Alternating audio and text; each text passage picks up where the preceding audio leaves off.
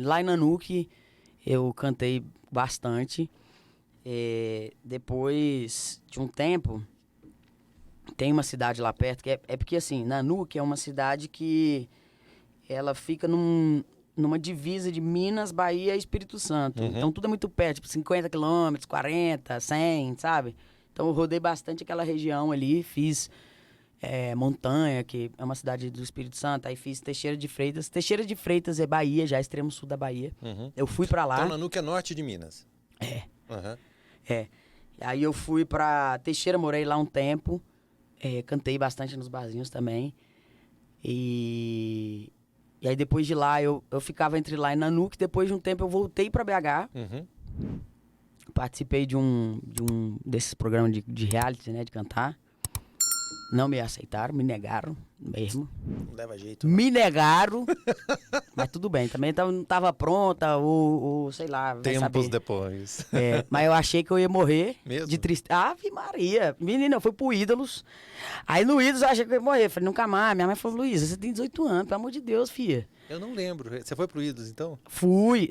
Eu te falar, sabe que você não me viu? Quando eu cheguei nem na televisão. E aí eu participei do Ídolos Aí minha mãe, primeiro ela primeiro ela dá colo, depois ela... Minha filha, você tá muito nova, calma, tá tudo bem. Aí, porque quando a gente é novo, parece que acabou, né? Sim. Aí depois de uns... Aí, enfim, nessa época que eu já tava em BH, participei, aí também não rolou pra mim. Aí continuei fazendo barzinho lá em BH. E aí eu tenho família em Imperatriz, no Maranhão. E aí elas falaram, por que você não veio dar uma... sim, nessa época um parêntese aqui, nessa época entre Teixeira e Nanuque também, eu morei uma época em Vila Velha, Espírito Santo. Rodei, meu filho. Aí, enfim, essa tia minha mandou uma mensagem, falou, olha, eu tô morando aqui agora. Eu tinha 2 tias lá, uma foi embora e a outra mora lá ainda. Falou, olha, vem pra cá pra você ver qual porque eu acho que vai ser legal aqui, tem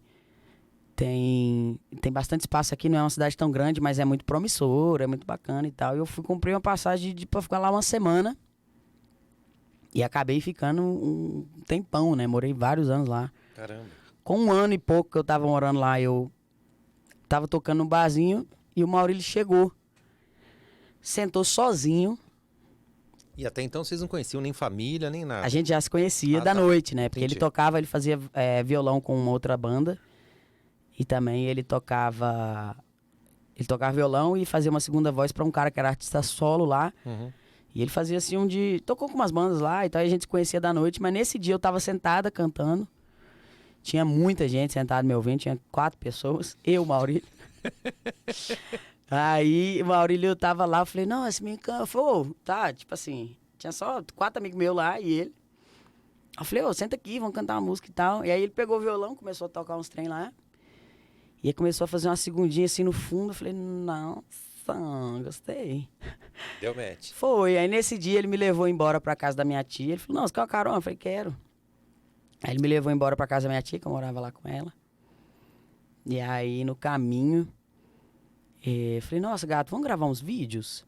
Ele, nós vamos cantar o quê? Eu falei, cara, você já ouviu falar de Marília Mendonça? Ele falou, não.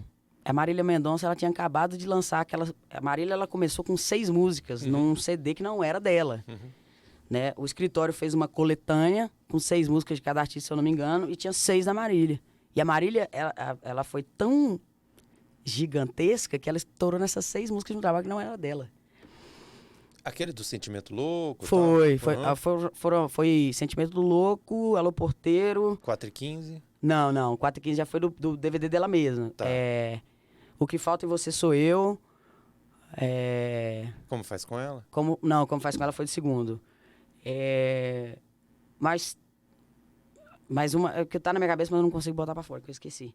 Enfim, mas... e aí ele... Ela não tinha acontecido, então? Não tinha ainda. E aí um empresário, né, que já conhecia o empresário dela, depois foi até o meu, falou, olha, que essas músicas e tal, e eu já conheci de antes. Eu falei, vamos gravar isso aqui, assim, fazer uns vídeos e tal, pra gente fazer, que isso aqui é muito massa. E aí a gente lançou, gravou uns vídeos. Mas o Maurílio não conhecia? Não, ele passou a conhecer comigo.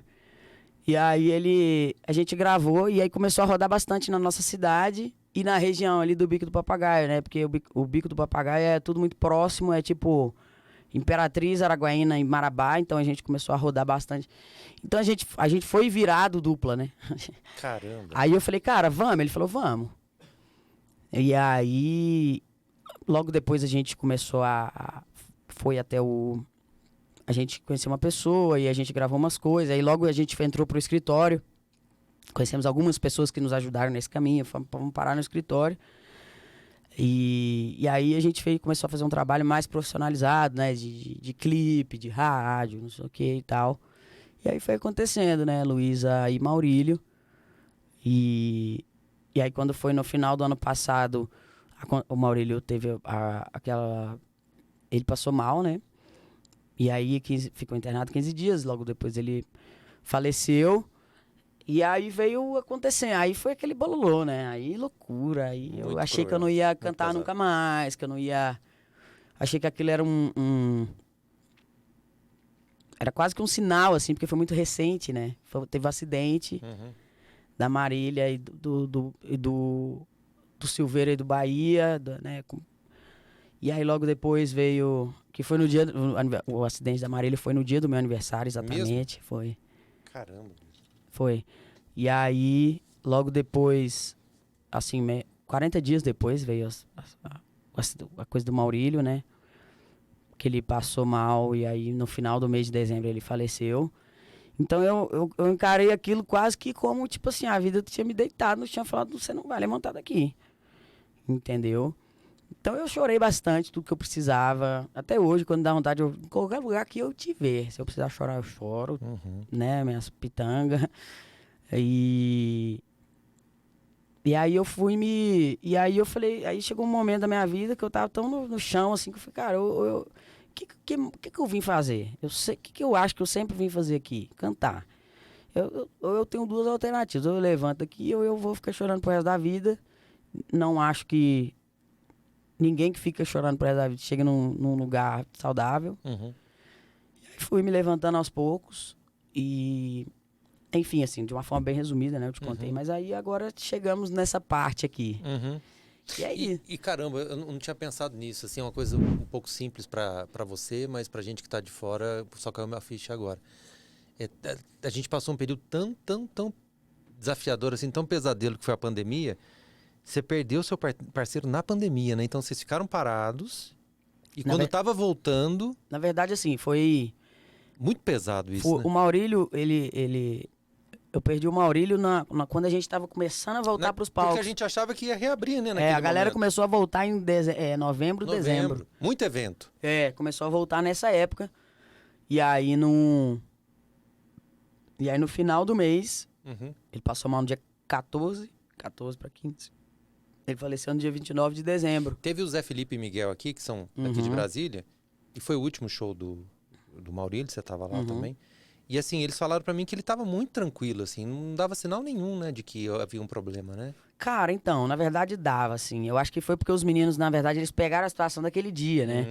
Mas, assim, lembrando que eles foram muito queridos com a gente no dia. Eles deram todo o suporte, toda a ajuda. Eles foram muito 10 com a gente. Uhum. Assim, eles tiveram uma sensibilidade que não dá nem pra descrever, assim. Eu sou muito grata a eles. Eu, a família, tanto que agora a gente deu uma colada, né? Ele até ficou bem próximo da Luana, da tia Odaísa, né? Que é a mãe e a esposa dele. Mas o Maurílio, ele teve há um tempo, uns 3 anos, acho que de hoje, há uns 3 anos atrás, ele teve uma trombose. Então ele foi afastado, eu fiz vários shows sozinha, até ele ficar bem. Aí ele ficou tudo bem. Quando foi uns 4 meses antes dele passar mal, ele já estava sentindo dor na perna de novo, na perna direita. E aí ele começou e aí ele tinha, né, ficava mal no dia e tal. E isso, assim, foi tão estranho que eu acredito muito na hora e no momento e tudo mais, assim. Mas foi tão estranho que no dia anterior que o Maurílio passou mal, ele fez o exame. Ele fez o exame E não acusou o trombo, né? Caramba. Porque o Maurílio ele teve uma tromboembolia e não acusou no exame que ele fez. Então, tipo, como que, entendeu? Assim, eu acredito, por mais que seja uma visão que seja difícil para algumas pessoas engolirem, principalmente quando a gente é que perde a pessoa, eu acho até um acalento, assim, é você acreditar que era a hora, assim, porque ele fez o exame para ver se estava tudo bem e não apareceu. Então ele estava atento, ele estava se... Ele tava atento, ele tava se cuidando. No último show que a gente teve, ele tava sentindo bastante dor. Nesse dia eu falei pra ele, olha, cara, você precisa se cuidar, você precisa olhar e tudo mais. Ele, não, nega, eu já tô fazendo exame. Eu falei, tá, ele beleza. E fez mesmo. No dia seguinte, porque a gente fez show, aí passou 2 dias, ele fez exame, no terceiro dia a gente participou do DVD dos meninos. Uhum. No dia do DVD, ele falou que tava muito cansado, que ele tava sentindo muita dor aqui atrás e tal, que ele precisava dormir, que ele falou, nossa, tô tão cansado e tudo mais, não tô bem e tal. E aí, enfim, passou mal no dia do DVD. Na hora que a gente acabou de participar, ele passou mal.